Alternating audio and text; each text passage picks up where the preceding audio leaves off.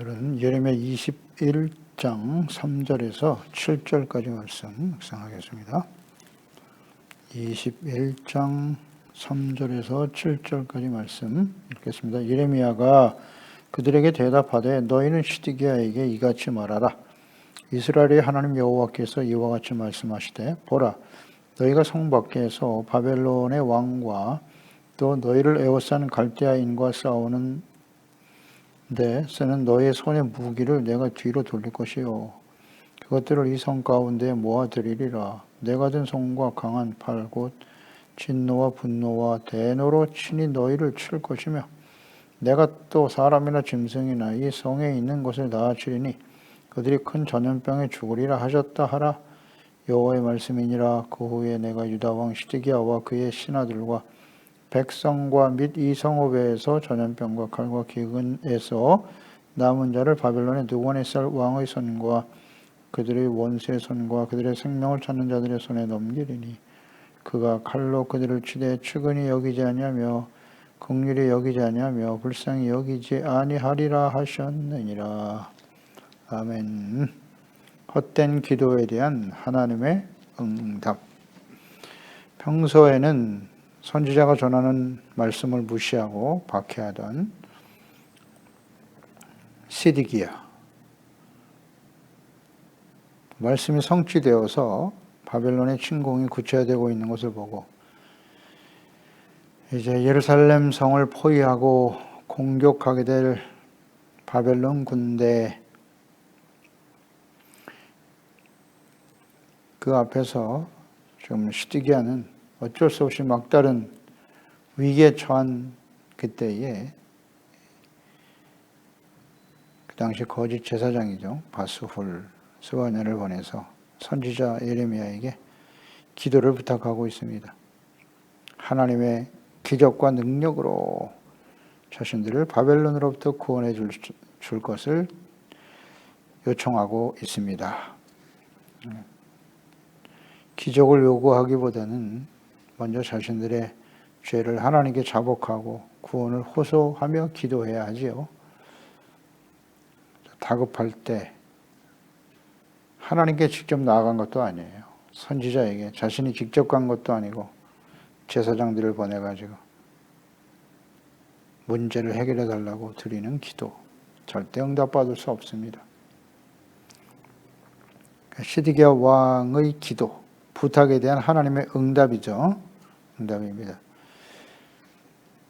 3절로 4절에 바벨론에 의해서 멸망을 당하게 될 것이다 라는 말씀 끊임없이 하셨어요. 지금 20장까지 계속해서 이 말씀을 하셨는데 말씀을 무시했지 않습니까? 반복해서 지금 같은 말씀을 계속 듣고 있는 거예요. 이 말씀을 묵상하고 있는 우리들도 너무 좀 듣기가 어려울 정도로, 힘들고 고통스러울 정도로 계속해서 하나님이 파멸과 멸망에 대한 말씀을 하고 계신데, 이 말씀을 들은 시드기야, 당시의 거짓 제사장과 선지자들 완전히 무시하고 멸시했잖아요. 그런데 이 말씀이 지금 실현되고 있네요. 하나님의 말씀하신 대로 바벨론 군대가 쳐들어와서 1차, 2차, 3차 이제 그들을 포위하고 있단 말이에요. 시드기야는 마지막 때죠. 마지막 심판이 이루어지는 때이기 때문에 이런 현실로 다가왔을 때는 하나님의 말씀이 그게 다 진실이었구나. 예레미야 선지자의 말이 진정 하나님의 말씀이었구나 생각하고 돌이켜야 할 텐데 돌이키질 않아요. 선지자에게 기도를 부탁하면서 혹시 하나님께서, 혹시라는 말을 사용했죠. 히스기야 왕처럼 자기 자신이 하나님의 성전에 나가서 죄를 자복하면서 하나님을 믿고 의지해야죠. 주여, 나는 해산할 때가 되었으나 해산할 능력이 없는 여인과 같습니다. 겸손하잖아요. 하나님 앞에 기도하면서 겸손히 하나님을 믿고 의지하는 자가 되어야 할 텐데 혹시 우리를 구원해 주시면 이런 태도로 하나님께 나아갔다. 직접 자기가 나갔어야죠. 하나님의 성전에 나가서. 이런 태도는 하나님이 절대 응답하실 수 없죠. 4절에 이스라엘의 하나님 여호와께서 이와 같이 말씀하신다. 응답하셨어요. 너희가 성 밖에서 바벨론의 왕과 또 너를 에워싼 갈대아인과 싸우는 데서는 너희의 손의 무기를 내가 뒤로 돌릴 것이다. 그것들을 이 성 가운데 모아들이리라. 뒤로 돌린다. 싸워보지도 못하고 두려워하여 도망치게 될 것이다. 후퇴하여 다시 돌아오게 될 거야. 그들의 군대를 하나님이 무기력하게 만드시겠다는 거예요. 이분이 하나님이신데 군사력을 강화하고 힘 있는 나라와 동맹을 맺고 연합하면 이길 수 있을 것이다.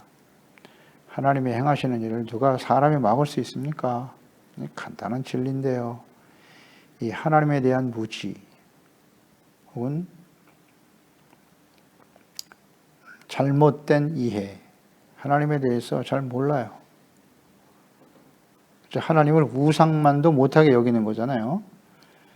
하나님이 우리를 심판하신다고 하니 그렇다면 우리는 우상을 따라갈 수밖에 없어.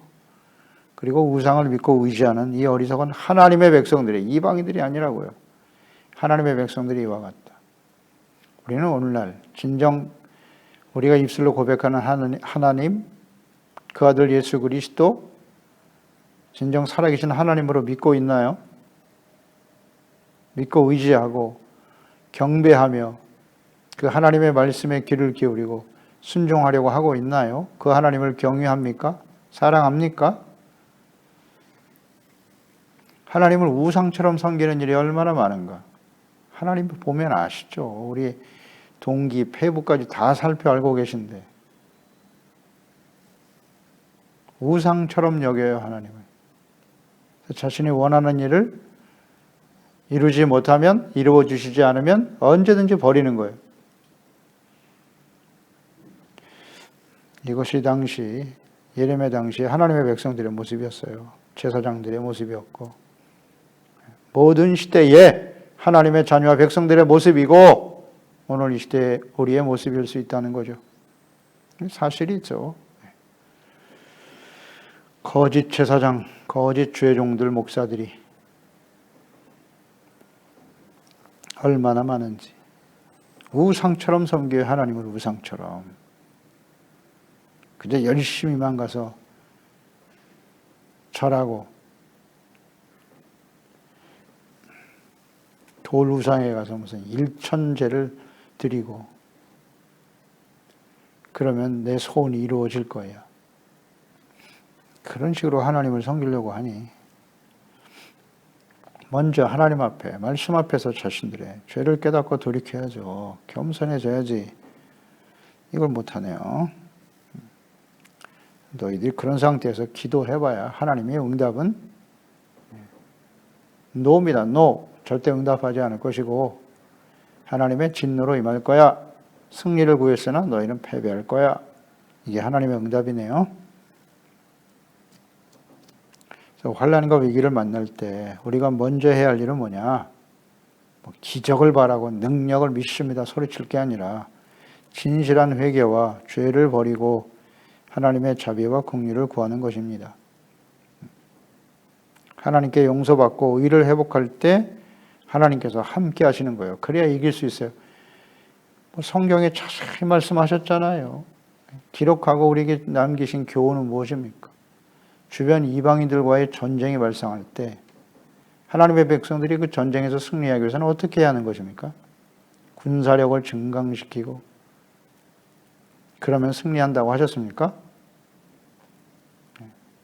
전쟁은 여호와께 속한 것이다. 칼과 군사력으로 이기는 게 아니야. 하나님이 싸워서 이기게 하시는 거라고 하셨잖아요. 하나님이 함께 하시면 이기는 거예요. 하나님이 싸우게 하시기 위해서 하나님이 싸워주셔야 이기는 건데 그렇게 위해서는 어떻게 해야 된다? 하나님을 믿고 의지하라. 죄를 버리고 의롭고 거룩한 하나님의 자녀와 백성들이 되도록 하라. 쉽잖아요. 의의 흉배, 믿음의 방패, 진리의 허리띠, 평안의 복음의 신발, 구원의 투구, 의가 상실되고 거룩함이 상실되면 하나님이 함께 하실 수 없어요. 그래서 그 죄의 싸움에서 반드시 실패할 수밖에 없습니다. 오늘날도 우리가 예수 그리스도로 말미암아 죄사함 받고 의롭다함을 얻게 되었으나 이 계속되는 악한 원수 마귀와 죄악이 가득한 세상 속에서 끊임없이 우리의 내면에서 일어나는 정욕과의 싸움에서 이기기 위해서는 죄를 버려야 되는 거예요. 이걸 다스리지 못하면 절대 이 싸움에서 이길 수 없어요. 하나님이 함께 하실 수 없기 때문에 하나님은 의인의 기도를 들으시는 거예요. 이 죄인의 기도를 듣지 않으시잖아요. 이 스디기야. 우리 예수 믿고 구원받았으니까, 의인이 되었으니까 우리의 기도는 무조건 다 응답해 주시지 않을까요? 이러한 생각이 이 당시에, 예레미야 당시에 하나님의 백성들의 모습이었다고요. 예루살렘에 성전이 있고 우리가 하나님의 택한 백성이고, 그런데 우리가 어찌 이 전쟁에서 실패하고 패배한단 말인가? 우리는 승리에 마땅한 것 아닌가? 이렇게 외치다가 멸망당했어요. 하나님이 아니라고 하시잖아요. 하나님 앞에서 겸손해야 돼요. 죄를 깨닫고 돌이키는 삶이 얼마나 중요한가. 당시 하나님의 백성들, 예레미야가 전하는 이 말씀 얼마나 듣기 싫었을까요? 지금 예레미야를 묵상하고 있는 우리들도 마찬가지 아니에요. 정말 듣기 싫잖아요. 계속해서 이 말씀을 들어야 되니까. 아직도 멀었어요. 한참 더 묵상해야 돼요. 한참 더 들어야 돼요. 귀를 막아버려요. 돌이키지 않아요. 그런 것이 바로 멸망해가는 하나님의 진노 앞에 설 수밖에 없는 하나님의 백성들의 특성이라는 거 잊지 말고요. 이 말씀 앞에 지금 우리는 어떠한 태도를 가지는가 중요합니다. 이게 잘 깨달아야 돼요. 속이면 안 돼요. 하나님 앞에서. 용서받고 의를 회복할 때 이기는 거다. 이건 뭐 너무나 분명하고 단순 명료의 진리는 하나님의 뜻은. 그러니까 이 하나님의 뜻을 깨닫지 못하고 있는 시드기야와 당시의 거짓 제사장과 선지자들. 무조건 승리한다고만 외치고 있었어요. 하나님의 능력이 우리와 함께 하시오. 우리는 반드시 승리할 것이다. 징계와 환난과 위기를 만나게 하시는 목적이 무엇인가를 잘 알아야죠. 왜 이런 시련을 만나게 하신다고요? 환난은 인내, 인내는 연단, 연단은 소망을 이루는 것이다. 나의 소망이 아니라 하나님의 소망, 하나님의 뜻. 나는 너의 하나님이 되고 너희는 나의 거룩한 백성이 되리라. 그게 하나님의 징계를 만나게 하신 뜻이잖아요. 히브리서 12장 11절 이하 14절에 무릇 징계가 당시에는 즐거워 보이지 않고 슬퍼 보이나 후에 그로 말미암아 연단받은 자들은 의와 평강의 열매를 맺느니라. 의가 없는 곳에는 절대 평강이 없음. 의가 회복될 때 평안이 찾아오는 거예요. 하나님이 주시는 거예요. 그러므로 피곤한 손과 연약한 무릎을 일으켜 세우고 너의 발을 위하여 곧은 길을 만들어 저는 다리로 하여금 어그러지지 않고 고침을 받게 하라. 하나님 말씀으로 돌아오라는 거잖아요. 회개하고 돌이켜서 모든 사람과 더불어 화평함과 거룩함을 따르라.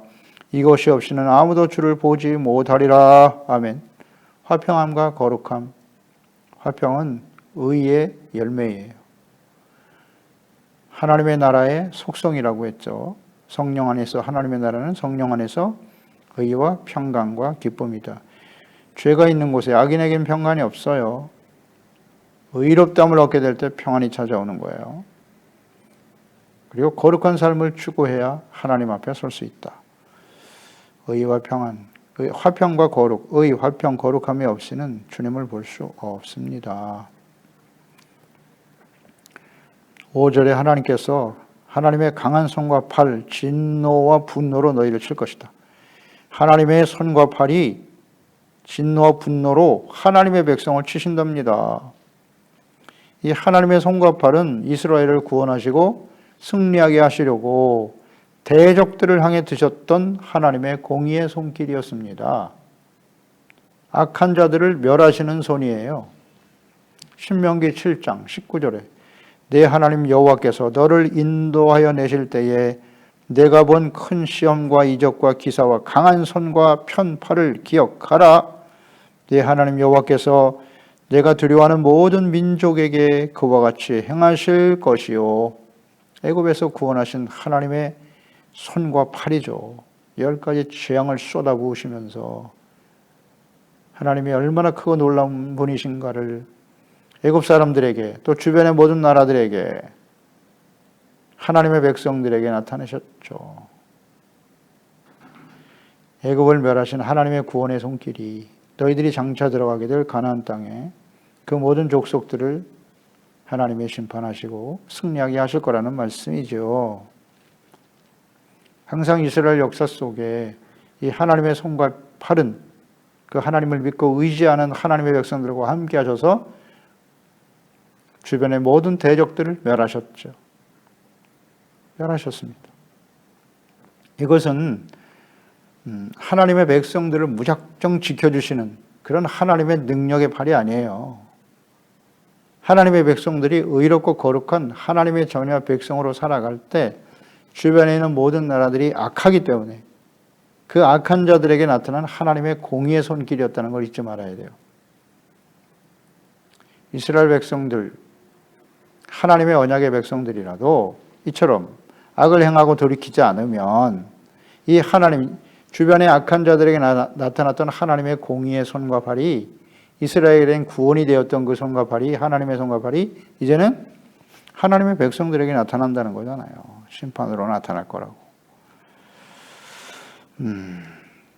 또 이 하나님의 손과 팔은 공의죠. 하나님의 공의의 역사하심은 하나님을 거부하고 보내신 자 하나님의 아들 그리스도 예수님을 거부한 모든 자들에게 임할 하나님의 공의의 심판이 될 거예요. 이사야서 51장 5절에 내 공의가 가깝고 내 구원이 나갔은즉 내 팔이 만민을 심판하리니 섬들이 나를 앙망하며 내 팔에 의지하리라. 내 팔이 만민을 심판하리라. 하나님의 손은 겸손하게 자신의 죄를 깨닫고 돌이키는 자들에게는 의에 줄이고 목마른 자들에게는 구원과 능력이 되시고요. 사랑의 손길이 되시지만 악을 행하며 돌이키지 않는 자들에게는 공의와 심판의 손이 된다는 거예요. 이것을 지금 하나님께서 우리에게 하나님의 자녀 백성들에게 가르쳐주고 계시는 겁니다. 예레미야의 하나님이 오늘날 이 시대 우리의 하나님 아니십니까? 예레미야 시대의 하나님과 이 시대의 하나님이 다를까요? 성경은 진리라는 거 잊지 말고 6절에 내가 또 사람이나 짐승이나 이 성에 있는 것들을 다 치리니 그들이 큰 전염병에 죽으리라 하셨다 하라. 절망이네요. 하나님께서 미리 예언하시고 작정하신 대로 사람과 짐승들까지도 다 치실 것이다. 큰 전염병으로 죽으리라 하셨다 하라. 하나님의 의지죠. 뭐 돌이킬 수 없습니다. 이 하나님의 진노의 심판에 대한 하나님의 공의의 시련인데요. 이것을 돌이킬 수 있는 유일한 방법은 뭐다? 어렵지 않아요. 죄를 깨닫고 돌이키면 돼요. 하나님 잘못했습니다. 그리고 겸손히 하나님께 나와 무릎 꿇고 기도하고 용서받으면 해결되는 건데 이걸 못하네요. 이걸 못해요. 나는 죄가 없다. 죄가 뭔지도 몰라. 이게 바로 완악함이잖아요. 완고함. 이것은 우상 숭배와 같다. 그래서 멸망하는 겁니다. 아무리 봐도 난 잘못한 게 없어요. 그러니까 이방인들이 아니라 하나님의 백성들이 지금 이렇다고요. 그러니까 나는 예수 믿고 의롭다함을 얻었어. 나는 의인이기 때문에 어떠한 행동을 해도 이건 죄가 아니야. 심각한 오류입니다. 거짓이에요. 이런 거짓된 신앙을 전파하면 안 됩니다. 예수 믿고 구원받았으니까 나는 아무렇게나 살아도 하나님의 사랑과 은혜와 축복을 받다가 천국에 들어갈 거다. 이거 진실이 아닙니다. 진리가 아니에요. 그러니까 하나님의 백성들이 더 이상 죄를 회개할 것이 없다는 거예요. 이게 구원파 아닙니까? 구원파 이단이잖아요. 나를 죄인이라고 하는 것은 내가 구원받지 못한 증거라고 하면서. 이 거짓이에요. 우리는 완전하지 않아요. 하나님 앞에 의롭다함을 얻었을 뿐이지 하나님의 의로 예수 그리스도의 피로 말미암아 우리가 죄를 회개하고 하나님께 나왔기 때문에 용서해 주시고 의롭다고 여겨주시는 것이지 우리가 완전한 의인이 되었을까요? 왜 속입니까? 하나님 앞에서. 우리가 완벽한 의인이에요? 말씀대로 완전히 우린 지킵니까? 하나님의 율법의 말씀을 지켜 의에 이룰 수 있는 사람은 아무도 없다고 하셨잖아요. 그럼 율법의 말씀이 지금 폐하여졌나요? 예수님이 아니라고 하시잖아요. 완전케 하기 위해서 오셨다고 하잖아요. 그 의미가 뭡니까? 이걸 모르고 신앙생활을 하고 있어요. 막연하게 나는 예수 믿고 교회에 소속됐고 교인이 되고 예수님을 주님이라고 부르고 있고 예배도 드리고 기도도 하고, 그러니 하나님이 나는 무조건 하나님의 축복을 받고 승리하고 잘 될 거야. 현실하고 다르잖아요. 큰 전염병으로 죽으리라. 전염병을 강조하셨네요. 전염병은 하나님의 심판의 도구예요. 전염병이 얼마나 무서운 심판의 도구인지 오늘날 우리는 실감하고 있지요. 의료 환경이 열악했던 과거죠. 이 예레미야 시대 보세요. 지금으로부터 2500년 전이니까 그 당시에 건강의료 환경이라는 건 아주 열악하죠. 과거나 과학의술이 발달하고 건강의료 환경이 잘 되어 있는 오늘날도 전염병 앞에는 무기력함을 실감하고 있지 않습니까? 최첨단의 의료 환경을 자랑하는 선진국이나 열악한 환경에서 살아가는 가난한 나라들이나 모두 다 이 코로나19 피할 수 없어요. 오히려 선진국들이 더 많은 피해를 보고 있어요. 이게 전염병입니다. 그러니까 하나님의 백성들의 교만과 완악함에 대한 하나님의 진노하심이 전염병, 칼과 기근으로 나타나더라는 것이잖아요. 하나님의 백성들이 하나님 앞에서 전염병으로 죽게 된다. 참 어이없잖아요. 우리가 그래도 하나님의 백성인데 전염병이 돌아도 우리는 살 수 있어. 우리는 안 죽을 거야. 근데 하나님의 백성들을 전염병으로 죽게 하신다네요. 아무리 코로나19가 창궐해도 하나님을 믿는 교회와 우리 그리스도인들은 절대 걸리지 않을 거야? 이게 딱 거짓 선지자입니다. 거짓 선지자예요. 왜 이런 일을 만나게 하셨을까요? 간단한 진리를. 하나님의 백성들이 진심으로 깨닫고 회개하고 돌이키라는 거잖아요. 간단한 진리인데 이걸 깨닫지 못하고 말이죠. 나는 잘못이 없어요. 우린 죄가 없어요.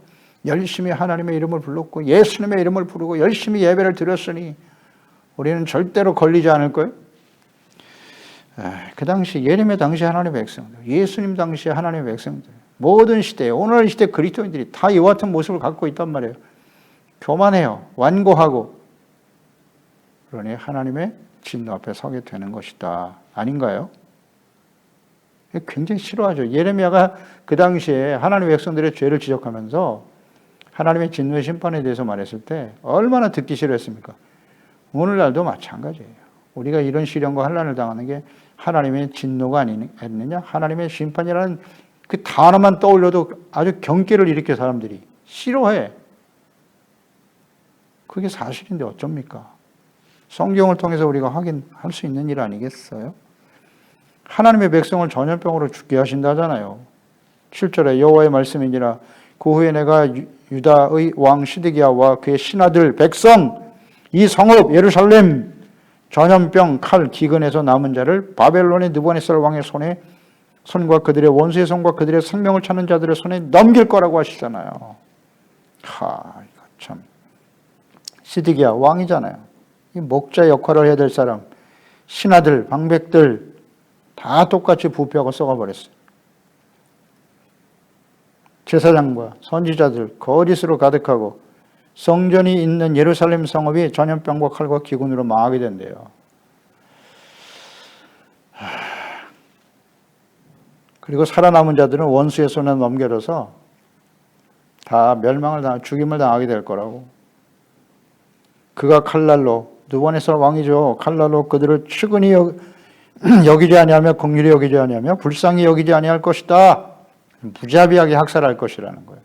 이것이 하나님의 진노하심이에요. 하나님은 원래 긍휼히 여기시는 분이세요. 긍휼히 여기십니다. 성경에 가득하죠. 하나님의 긍휼하심으로. 이사야서 30장 18절에 그러나 여호와께서 기다리시나니 이는 너희에게 은혜를 베푸려 하시며 일어나시리니 이는 너희를 긍휼히 여기려 하심이라. 대저 여호와는 정의의 하나님이시라. 그를 기다리는 자마다 복이 있도다. 하나님이 때로는 징계하시고 연단하시는 것은 은혜를 베풀기 위해서 하는 거라고요. 죄를 깨닫고 돌아올 때 긍휼히 여기시고 용서하시려고 하시는 거라고. 그게 하나님의 원래의 마음이잖아요. 그러나 죄를 깨닫고 돌이키지 않음으로써 결국 하나님의 진노 앞에 서게 되는 거예요. 이 하나님 앞에 그 기회를 주시는데 그 기회를 잃어버리면, 회개하고 돌이킬 수 있는 기회를 잃어버리면 이렇게 긍휼이 없는 심판에 직면하게 된다. 이게 현실이 되고 있잖아요. 지금 시드기야 왕 시대에 바벨론 군대가 지금 예루살렘 성을 포위하고 있어요. 그러면 어떻게 해야 할까요?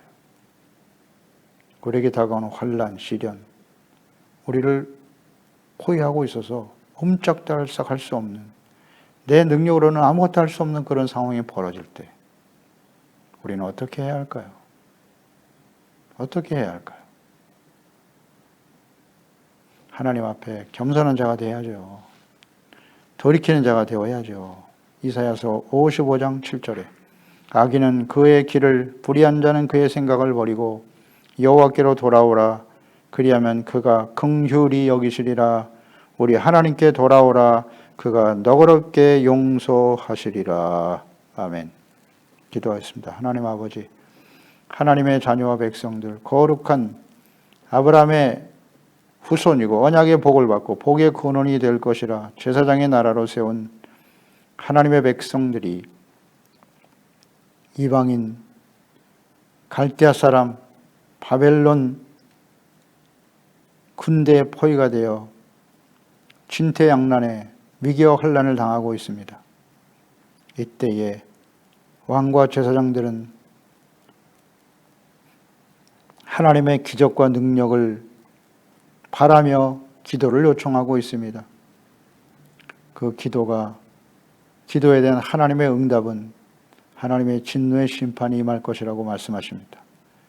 이스라엘을 구원하셨던 하나님의 손과 팔이, 이스라엘의 대적들을 치셨던 그 하나님의 손과 팔이 이제는 악을 행하는 하나님의 백성들에게 임할 것이라고 말씀하고 계시네요. 이것은 하나님의 백성들이 자신들의 죄를 깨닫고 돌이키지 않는 완고함, 무지함과 완악함에 대한 하나님의 보응이라는 사실을 잊지 않게 하시고, 오늘 이 시대에 우리가 당하고 있는 이런 시련과 환난들, 인간의 힘과 지식과 능력으로 해결할 수 없는 이런 상황이 우리에게 다가왔을 때 만나게 하시는 하나님의 뜻은 무엇일까요? 하나님께 돌아오라. 악한 길에서 돌이켜라. 겸손한 자가 되라고 주님 말씀하고 계십니다. 다른 사람들은 다 걸리고 고통받아도 하나님의 자녀와 백성들은 걸리지 않을 것이라고요? 그렇지 않습니다. 지금 되어지는 모든 일들은 하나님의 자녀, 예수 그리스도 안에서 구원받은 하나님의 자녀들이 하나님을 떠나고 끊임없이 악한 길을 향해 달려가고 있기 때문에 하나님이 그들을 회복시키시고 의를 회복하고 용서받고, 그래서 하나님과의 관계가 회복되어 주신 역할과 사명, 정체성과 사명을 회복함으로써 많은 사람들을 사망과 두려움에서 생명과 구원의 길로 인도하기 위한 하나님의 뜻이라는 것을 깨닫고 겸손한 자세로 두렵고 떨리는 마음으로 하나님의 말씀에 귀를 기울이고 겸손히 주님을 따르는 저희들이 될 수 있도록 도와주시옵소서. 예수님의 이름으로 기도드리옵나이다. 아멘.